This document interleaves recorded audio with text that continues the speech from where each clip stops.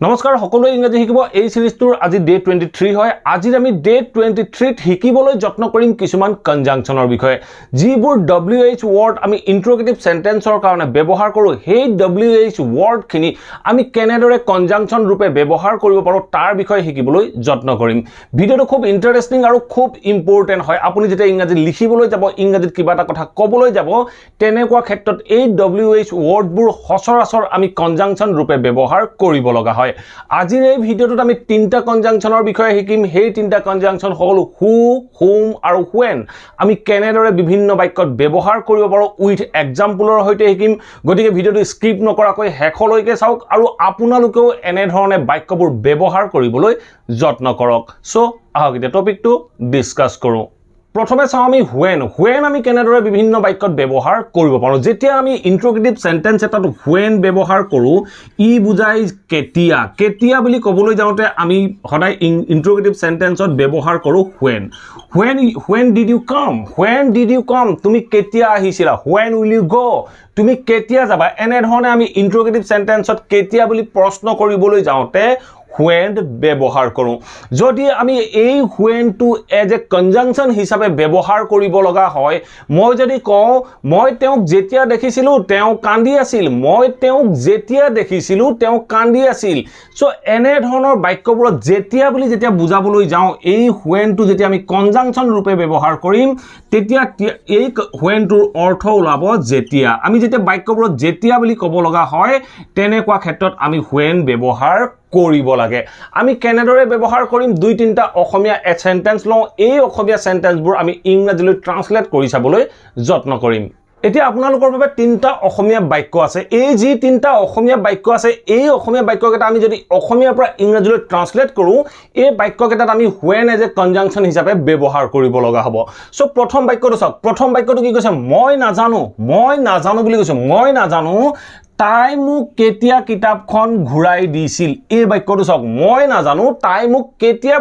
কিতাপখন ঘূৰাই দিছিল এই কেতিয়াটো কোনো আমি ইন্টাৰোগেটিভ সেন্সৰ কাৰণে ইউজ কৰা নাই আমি ইয়াত ইউজ কৰিছো কেতিয়া ঘূৰাই দিছিল আমি বাক্য দুটাৰ মাজত সংযোগ ঘটাবলৈ এই কেতিয়াটো ব্যৱহাৰ কৰিছো সো এই বাক্যটো যেতিয়া আমি অসমীয়াৰ পৰা ইংৰাজীলৈ ট্ৰান্সলেট কৰিবলৈ যাম তেতিয়া কি কম প্ৰথমতে আমি ক'ব লাগিব মই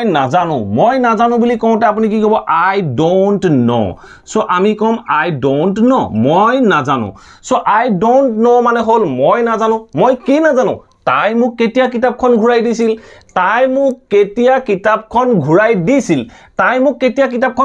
কেতিয়াৰ কাৰণে আমি এইখিনিত ইউজ কৰিম when I don't know when এটা সক when কোনে ঘূৰাই দিছিল তাই ঘূৰাই দিছিল তেতিয়া আমি কম when she ঘূৰাই দিয়াটোৰ কাৰণে আমি ভাৰ্বটোৰ কাৰণে ইউজ কৰিম return তেতিয়া আমি কম when she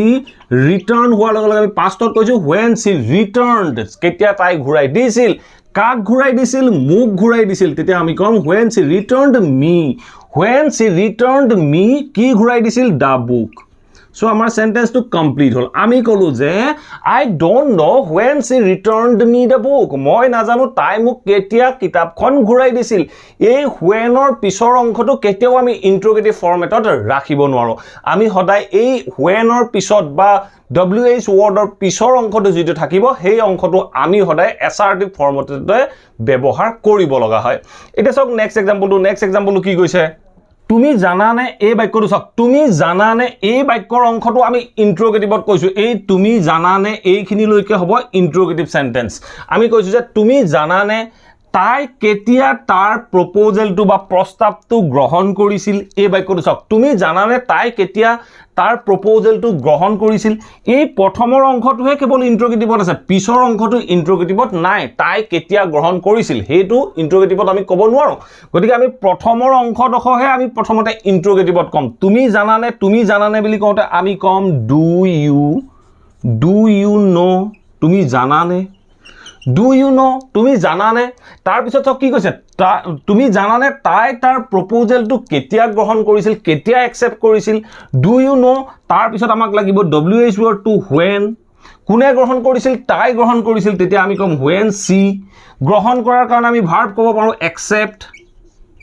acceptৰ সেকেন্ড ফৰ্ম হ'ব accepted when she accepted car proposal তাৰ proposal when she accepted his আমি লাষ্টত ক'ব পাৰো proposal সো এনে ধৰণে আমি বাক্যখিনি ক'ব লাগিব সো আমি বাক্যটো ক'লো যে do you know when she accepted his proposal do you know এই বাক্যৰ অংশটোহে আমি ইন্ট্ৰোগেটিভত কৈছো ডু ইউ নো তুমি জানানে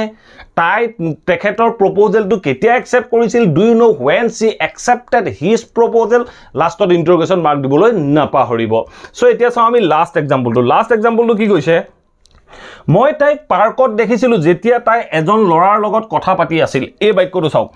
মই তাইক পাৰ্কত দেখিছিলো যেতিয়া তাই এজন লৰাৰ লগত কথা পাতি আছিল এই বাক্যটো কোনো ইন্ট্ৰোগেটিভ নহয় আমি যেতিয়া বুলি কৈছো মই তাইক পাৰ্কত দেখিছিলো প্ৰথমতে আমি এই বাক্যৰ অংশটো ইংৰাজীলৈ ট্ৰান্সলেট কৰিব লাগে আমি কি কম মই তাইক পাৰ্কত দেখিছিলো আই দেখিছিলোৰ কাৰণে আই কাক দেখিছিলো তাইক দেখিছিলো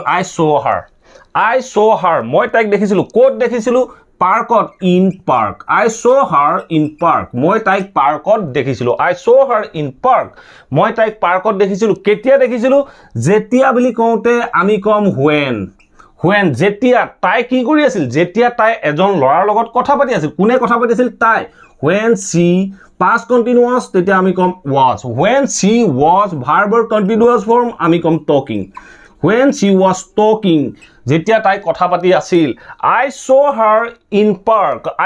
her in park মই তাইক পাৰ্কত দেখিছিলো when she was talking যেতিয়া তাই কথা পাতি আছিল কাৰ লগত বুলি কৈছো এজন লৰাৰ লগত তেতিয়া আমি কম when she was talking to a boy so এনে ধৰণে আমি বাক্যখিনি ট্ৰান্সলেট কৰিম আমি কলো যে I saw her in park when she was talking to a boy মই তাইক পাৰ্কত দেখিছিলো যেতিয়া তাই এজন লৰাৰ লগত কথা পাতি আছিল এনে ধৰণে আমি when as a conjunction হিচাপে ব্যৱহাৰ কৰিব পাৰো এতিয়া চাও আমি who কেনেদৰে conjunction ৰূপে ব্যৱহাৰ কৰিব পাৰো এতিয়া চাওক who আমি যেতিয়া কোনো এটা বাক্যত conjunction হিচাপে ব্যৱহাৰ কৰিবলৈ যাওঁ তেতিয়া whoৰ অৰ্থ ওলাই যিজনে who আমি ইন্ট্ৰোগেটিভ সেন্টেন্সত ব্যৱহাৰ কৰিলে ইয়াৰ অৰ্থ ওলাই কোনে আৰু আমি যেতিয়া এজ এ conjunction হিচাপে ব্যৱহাৰ কৰো তেতিয়া ইয়াৰ অৰ্থ ওলাই যিজনে who when ইয়াৰ ওপৰত অলৰেডি আগতে মই ভিডিও প্ৰস্তুত কৰিছিলো যদি আপোনালোকে চোৱা নাই এই ভিডিওটোৰ পৰা শিকিব পাৰিছে এতিয়া চাওক আপোনালোকৰ বাবে তিনটা এক্সাম্পল আছে এই তিনিটা এক্সাম্পলত আমি who হে ব্যৱহাৰ কৰিব লাগিব কাৰণ কিয় ইয়াত আমি who এজ এ conjunction হিচাপে লৈছো বা যিজনে ওয়ার্ডটো আমি এই বাক্যবোৰত ব্যৱহাৰ কৰিছো সো প্ৰথম এক্সাম্পলটো চাওক কি কৈছে মই জানিব বিচাৰো যিজনে মোৰ মোবাইলটো চুৰ কৰিলে সো বাক্যটো চাওক কি কৈছে যিজনে মোৰ মোবাইলটো চুৰ কৰিছিল মই জানিব বিচাৰো যিজনে বা কোনে মোৰ মোবাইলটো চুৰ কৰিছিল মই জানিব বিচাৰো কোনে মোৰ মোবাইলটো চুৰ কৰিছিল প্ৰথমতে চাওক মই জানিব বিচাৰো এই বাক্যৰ অংশটো আপুনি ইংৰাজীত কক তেতিয়া আপুনি ক'ব I want to know মই জানিব বিচাৰো I want to know তাৰ পিছত এটা কমা দিব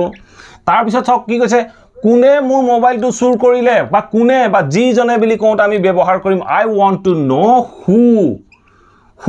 মই কৰিলে বা কৰিছিল বুলি কৈছো কোনে মোৰ মোবাইলটো চুৰ কৰিছিল পাষ্টত কোৱাৰ লগে লগে আমি কম who stole কি চুৰ কৰিছিল মোৰ মোবাইলটো who stole my mobile so আমাৰ সেন্টেন্সটো কমপ্লিট হৈ গল আমি কলো যে I want to know who stole my mobile মই জানিব বিচাৰো who stole my mobile মোৰ মোবাইলটো কোনে চুৰ কৰিছিল এনে ধৰণে আমি ট্ৰান্সলেট কৰিব লাগিব এতিয়া চাওক নেক্সট সেন্টেন্সটো কি কৈছে চাওক লৰাজন যিজন ৰাস্তাৰ হিটু পাৰে গছজোপাৰ তলত থিয় হৈ আছে তেওঁ মোৰ দাদা এই বাক্যটো চাওক লৰাজন যিজন ৰাস্তাৰ হিটু পাৰে গছজোপাৰ তলত থিয় হৈ আছে তেওঁ মোৰ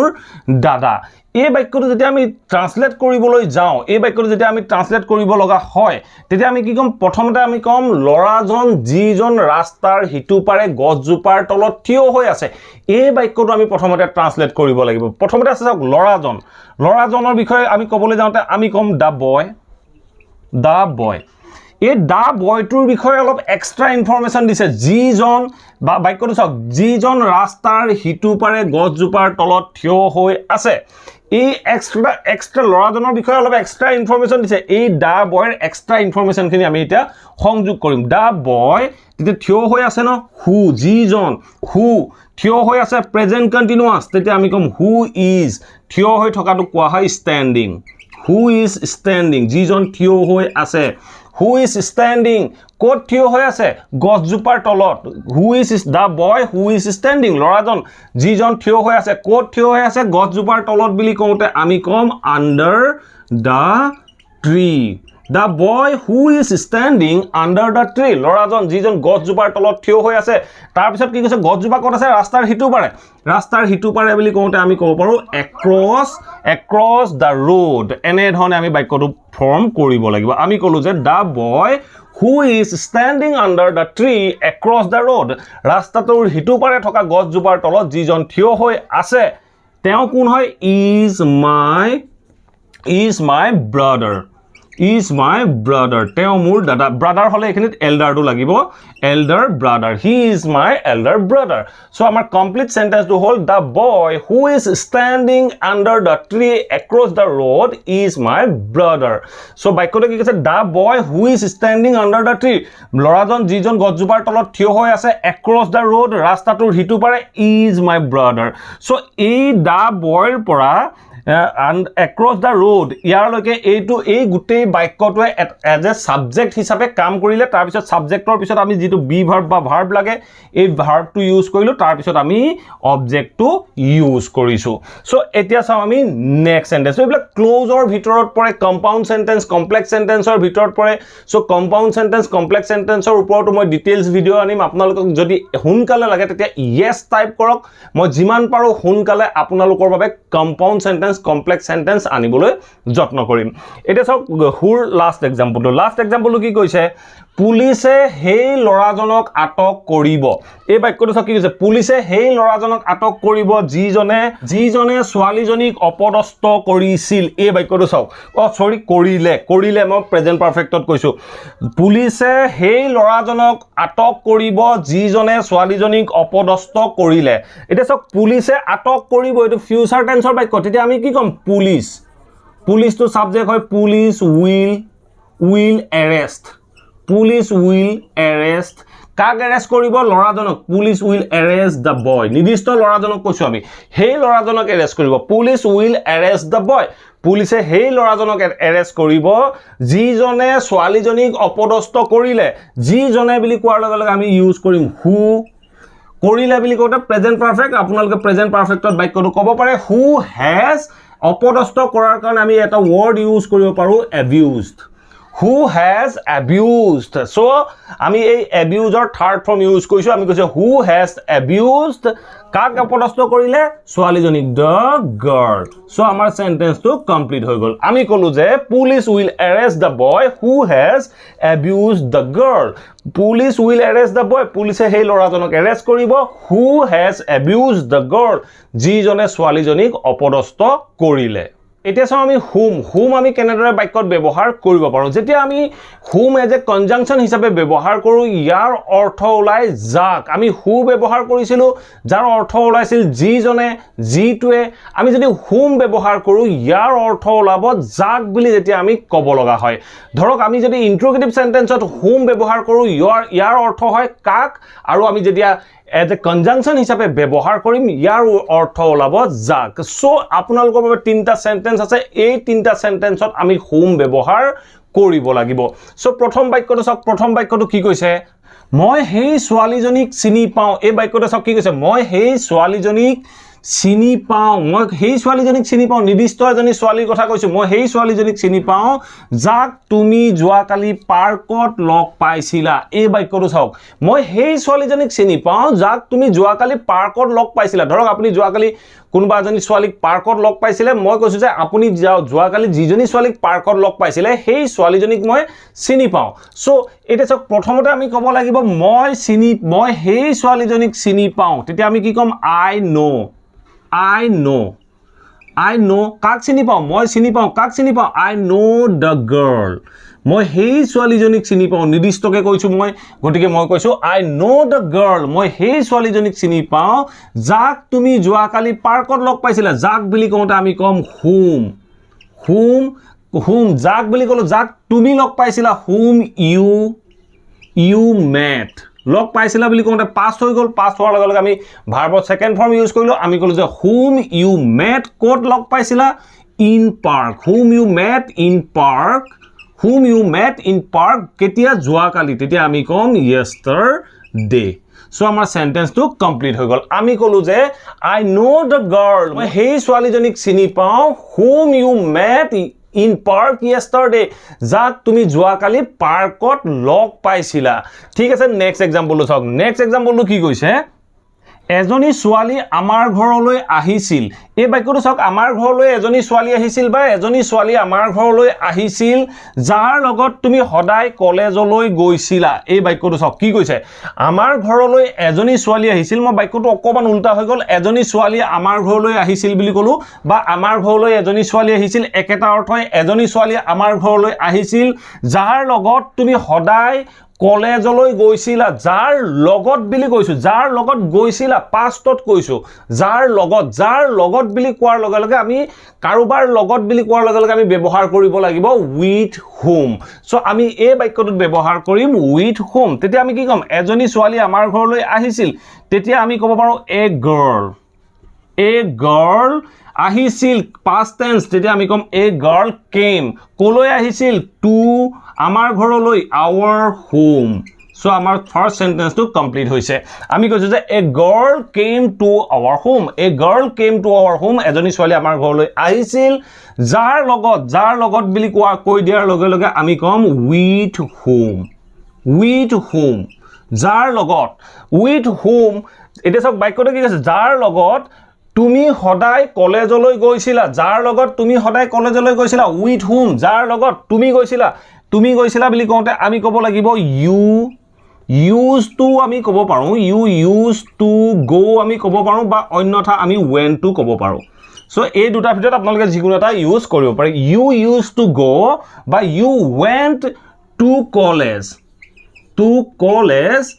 daily so আমাৰ sentence টো complete হৈ গল so আপোনালোকে মোৰ মুখৰ পৰা used to go আহিছিলে গতিকে আপোনালোকে বুজি পাবৰ কাৰণে মই ইয়াত went to ব্যৱহাৰ কৰি দিছো আমি বাক্যটো ক'ব পাৰো যে a girl came to our home with whom you went to college daily যাৰ লগত তুমি সদায় কলেজলৈ গৈছিলা বা আমি ক'ব পাৰো a girl came to our home with whom you used to go college daily so এনে ধৰণৰ আমি বাক্যখিনি ক'ব পাৰো এতিয়া চাও আমি লাষ্ট এক্সাম্পলটো কি কৈছে ছোৱালীজনী নাহে এই বাক্যটো চাওক ছোৱালীজনী নাহে যাৰ বাবে তুমি অপেক্ষা কৰি আছা এই বাক্যটো চাওক ছোৱালীজনী নাহে যাৰ বাবে তুমি অপেক্ষা কৰি আছা আপুনি ধৰক কোনোবা এজনী ছোৱালীৰ কাৰণে কৰবাত অপেক্ষা কৰি আছে মই গৈ পিনে আপোনাক কৈছো যে ছোৱালীজনী নাহে যাৰ বাবে তুমি অপেক্ষা কৰি আছা সেই ছোৱালীজনী নাহে যিজনী ছোৱালীৰ কাৰণে আপুনি অপেক্ষা কৰি আছে সো মানে মই ভৱিষ্যতে নাহে বুলি কৈছো যেতিয়া ভৱিষ্যতে নাহে বুলি ক'ব লগা হ'ব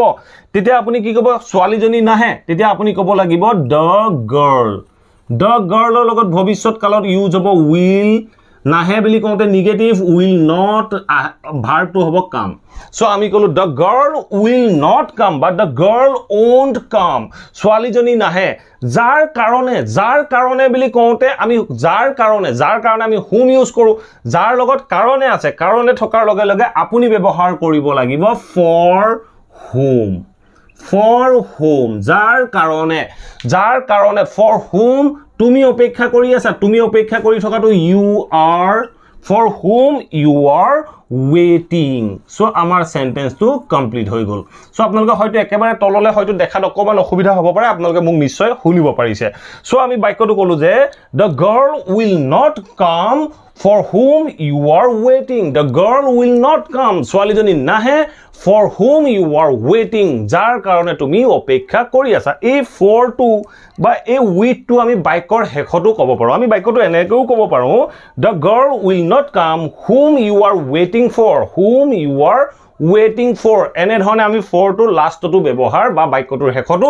ব্যৱহাৰ কৰিব পাৰো আশা কৰো এই ভিডিওটোৰ পৰা আপোনালোকে নিশ্চয় বুজিব পাৰিলে when who আৰু whom আমি কেনেদৰে বাক্যত কনজাংকচন হিচাপে ব্যৱহাৰ কৰিব পাৰো ইয়াৰ নেক্সট ভিডিওটোত মই বাকি যিমানবোৰ WH word আছে যেনে how where এনে ধৰণে আৰু যিমান কেটা word আছে সেই word কেটা কেনেদৰে আমি কনজাংকচন হিচাপে ব্যৱহাৰ কৰিব পাৰো তাৰ বিষয়ে জানিবলৈ যত্ন কৰিম যদি এই ভিডিওটো ভাল পালে প্লিজ ভিডিওটো লাইক কৰি সকলো মানুহৰ মাজত বা সকলো ছাত্ৰ ছাত্ৰীৰ মাজত শেয়াৰ কৰি যাওক যাতে ছাত্ৰ ছাত্ৰী সকলে ঘৰতে থাকি ইংৰাজীৰ এই কথাবোৰ শিকিব পাৰে আৰু আপোনালোকে ভিডিওবোৰ চাই লাইক কৰি নাযায় প্লিজ লাইক কৰক আৰু শেয়াৰ কৰক thank you for watching this video.